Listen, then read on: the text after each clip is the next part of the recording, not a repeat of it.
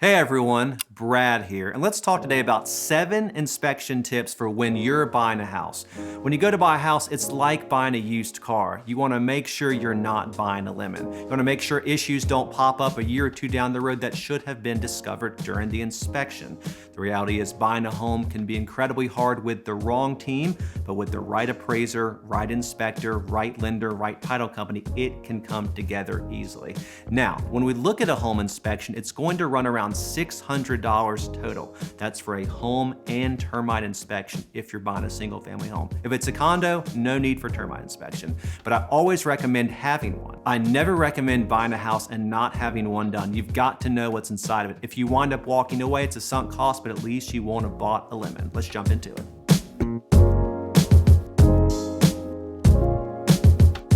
First, a home inspection contingency. Now, in your offer, which once accepted becomes the contract, you want to ask for at least 7 to 10 days to have your home inspected, to give the home inspector time to get out there and anybody in the trades, an electrician, a plumber, etc. A good inspection should make you feel like the home is in terrible condition, not because it actually is, but because the inspector has been so thorough.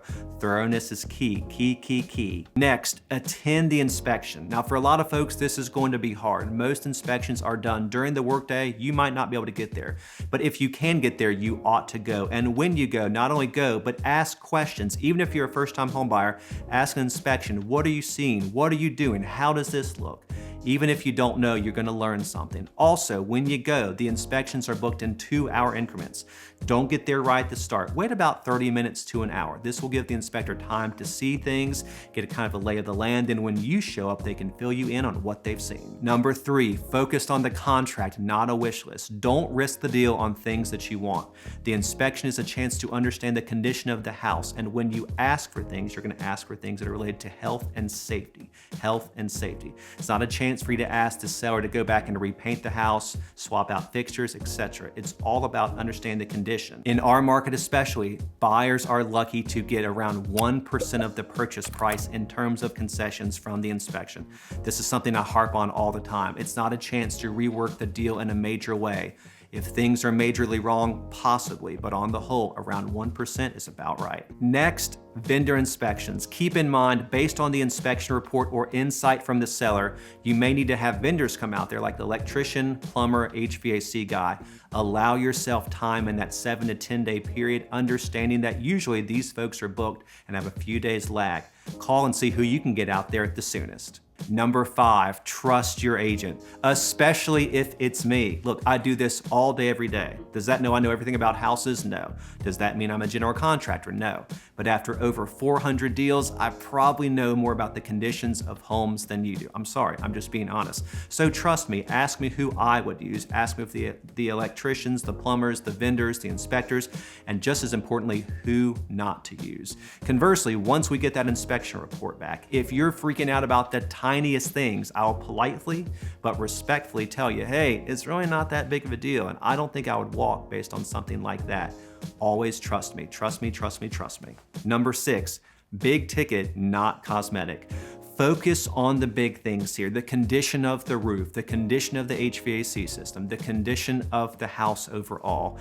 Do not be this guy. Don't be this guy that when they get the report back, they ask for 30 different things and they're all tiny little things. At best, the seller's gonna be annoyed. At worst, they may cancel the contract on you.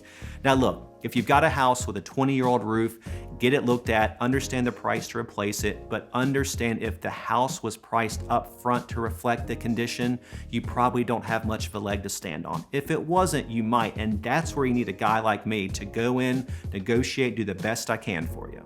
Lastly, point number 7, check on repairs. Once the repairs are done, get a copy of the receipt from the folks that did the work. Their contact information will be on there. That's your chance to call them, to ask questions. Some of my clients even have a second home inspection where the home inspector goes back out to the house and makes sure all the things that were agreed upon in the repair request proposal were done. Additionally, you will have the chance to do a final walkthrough as well the day of or the day before closing. This is your chance to check on those things, so don't say I didn't tell you. Buying a home does not have to be an overwhelming experience. For so many, they go into it thinking that it's so much crazier than it actually is. But it's like rooting for a sports team. If you've got a bad team around you, you're gonna have a bad time. If you have a great inspector, a great title person, a great lender, a great to solid agent like myself, it's gonna be fun. I harp on this in so many videos. So when you go to buy, when you go to sell, don't hire me to be your new best friend. Don't hire me to go out to dinner with you all the time. I'd like to do those things, but I am here to do a job. I am here to get you the best deal when you're buying, to get you the best number when you're selling, to put the best deal together if you're investing, all those things together. Put my experience to work for you. Think Nashville, think Brad. 15 years in the game, over 400 deals closed. You better call me because you need me and I want to help. See you soon. Cheers.